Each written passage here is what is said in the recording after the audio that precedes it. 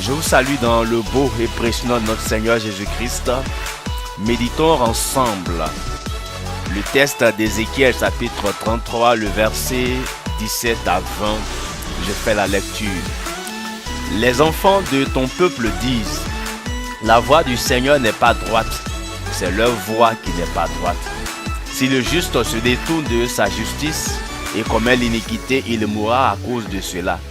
Si le méchant revient de sa méchanceté, il pratique la droiture et la justice, il vivra à cause de cela.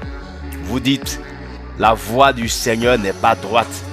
Je vous jugerai chacun selon ses voies, maison d'Israël. Ce passage-là nous rappelle notre responsabilité.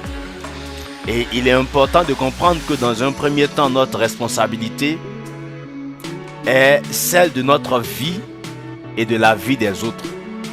Dieu parle, c'est une réalité. En es-tu conscient? Il demande à son serviteur d'avertir les autres du danger réel de mort. Te sens-tu concerné? C'est un impératif. La mort spirituelle et physique continue de faire des ravages autour de nous. Mais plusieurs croisent les bras et c'est dommage. Que fais-tu au quotidien pour t'acquitter de ce noble devoir? Dieu te demandera des comptes. Surtout qu'il insiste sur le rôle capital de la sentinelle que nous sommes. Sois donc à ton poste. Il vaut mieux jouer ton rôle et que les autres refusent de considérer le signal d'alarme que de ne pas le faire. Ainsi tu seras sauvé et pur de leur sang.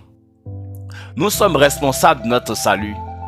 Dieu ne désire pas la mort du méchant, mais qu'il change de conduite.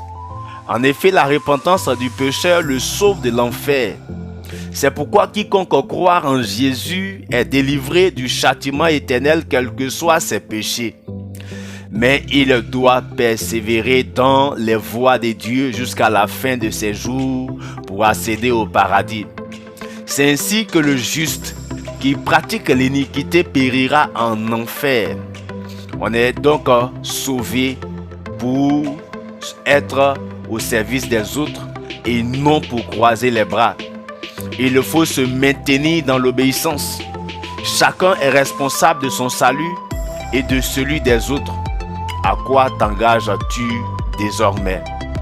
Le conseil que je peux ce matin donner à chacun de nous, c'est que nous devions lire constamment notre Bible pour écouter Dieu, puis avertir les autres. C'était le couple Kei. Que Dieu vous bénisse.